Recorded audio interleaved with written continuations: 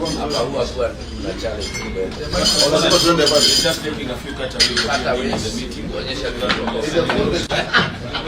Yes, the fullness of time. How is your food going?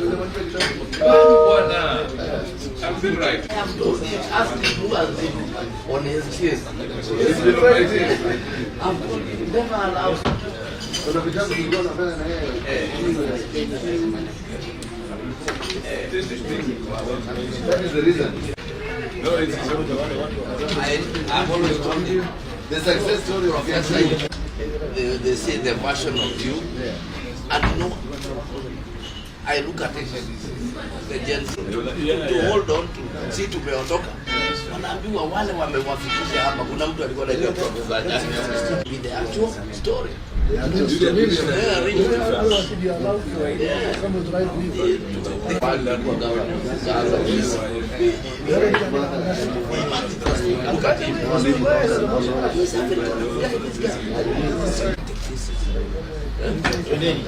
it's a better way to example writing your own. Yes, sir. Not serious with money.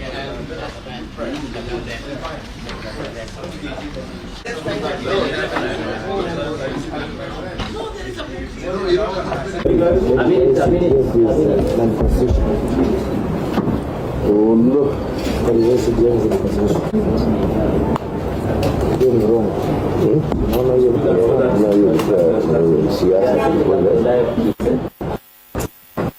yes, it will take the hand of God. Yeah, he's advised. You know that.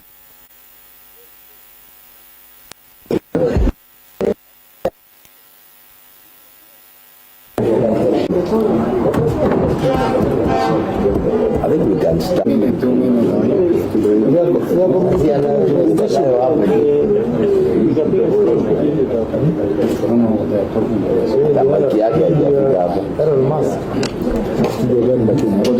Ailete hapa.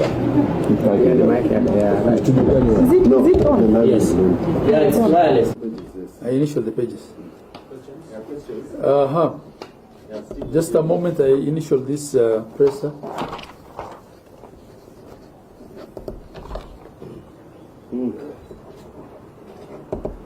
Yes. Still waiting for, did we expect to see it? And then the other one will be on the status of the mediation that you know an 18-member committee was set up recently with regards to the equitable credit for the counties. Thank you.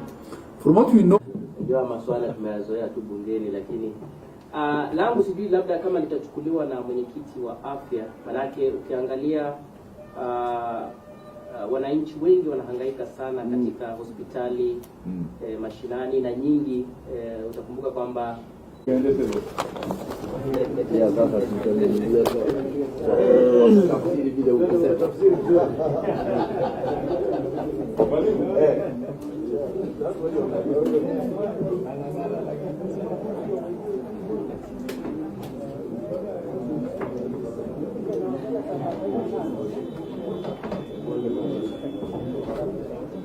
we note with great concern the delays by the controller of budget to approve requisitions for the withdrawal of funds.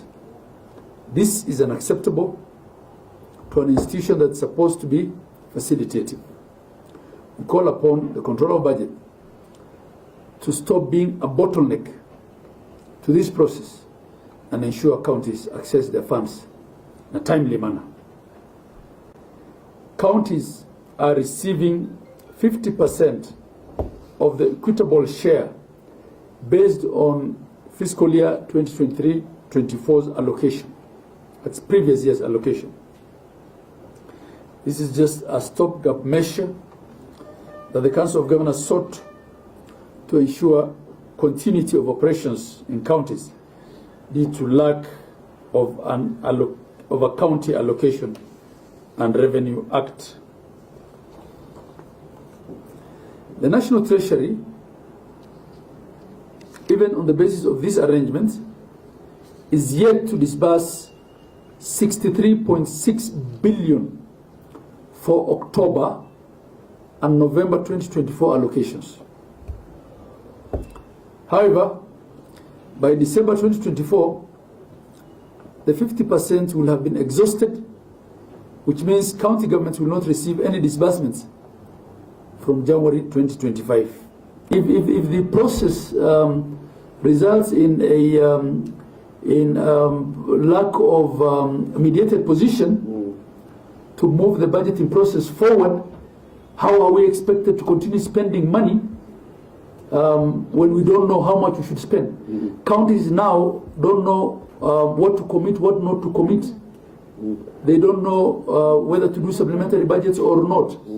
And we're saying, is it fair that life moves on for national government because they went ahead and did a supplementary appropriation based on a dollar that has not been amended yet, right? We cannot do the same unless we have a CARA that has been assented to. I think these are some of the things that we need to look at, even going forward, so that this kind of stalemate does not hold the country to a grind. And to the best of our knowledge, a date of return back to the negotiations has not been announced. We are well into the 30-day available under the law for this exercise to be completed. And within that 30 days, mediation ought to be completed. Else we will be in a serious crisis, because we will have a DORA that's not supported by a CARA, and both houses of Parliament will need a 2/3 majority to overturn the presidential memo that returned that CARA, which we don't see happening. There's also another imminent problem in that the houses are likely to go on recess, and from what we gather, according to the calendar, are unlikely to come back before February of next year. And you know, our fiscal year ends in June, so there ought to be sufficient time between when this budgeting process is finalized, consummated, and the fiscal year end, to allow us to implement the budgets. We note that as of May 2024, the total outstanding debts owed to county governments by the defunct National Hospital Insurance Fund, NHIF, was Kenya shillings 12.9 billion. So far, only Kenya shillings 3.8 billion of this has been remitted, and counties are currently still owed 9.1 billion. We call upon the SHA to expedite the payment of pending claims under the NHIF and SHA. This will allow for timely payment of our vendors, as well as effective service provision for the patients. For the SHA registration to succeed, first of all, we need to pay the CHPs. How do you pay when there's no money? We also need to pay the people who are in charge of our facilities. Some counties here are yet to pay salaries for the last 3 months as a result of the delay in disbursement. In many of these counties, we need to get to where the masses are to have them registered. We have governors here who manage counties that are over 50,000 square kilometers. So the question of logistics, the question of fuel, all these things come into play. Ni mpango ambao unatugharimu pesa nyingi sana, kwa sababu tunalipa fedha ambazo tunazozichukua tunalipa pamoja na interest kubwa, na kwa hivyo hatuna uhakika hata kama hizi pesa zitaendelea kuja.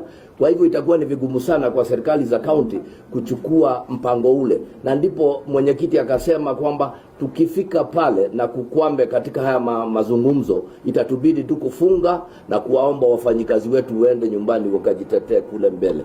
How can we be able to pay KEMSA if we are still owed 9 billion by the de facto NHIF authority? Because if you look at what is owed to KEMSA by counties put together, it is a meager 3.8 billion as compared to 9.1 that is owed by NHIF. In fact, we are at a point where we are saying, why don't you just cash off, offset that money that is owed to KEMSA. NHIF should pay KEMSA so that we can continue collecting drugs and pay as a balance. It will be easier for us. But all the time it is blamed on counties. We have not paid KEMSA. We are not having drugs in the facilities. While in actual sense, it is the effort of all those other agencies to frustrate counties that has contributed to this. That is our position. There was a requirement by facilities that are owned by both the public and the private to be licensed and registered. All the public facilities and the private facilities that are registered and licensed were a total of 48,000. But to date, the number of facilities that are operationalized by SHA is only 7,800, which is hardly 10%. So what about the other facilities that are ready for SHA and SHA has not rolled out? When patients go to those facilities, definitely they will not be able to access that because it is not available. And therefore, we have to pull up our socks both on the side of SHA itself and the public to make sure that they register themselves. Only then will the system start working 100%, and we stop having this issue of SHA is not working. It's not working because all of us have a role to play, which we have not played, for that matter. Out of the population of almost 60 million Kenyans, only 14,000 have registered. only 14 million. Out of the 60 million, only 14 million are registered. Of this 14 million 800, 8.5 are new. 6.2 are the ones that were moved from NHIF to SHA. Practically, it means that only 8 million Kenyans have taken the responsibility to register themselves to be known so that they can be treated using SHA in the facilities. What is the problem? The problem could be both attitude by the people themselves.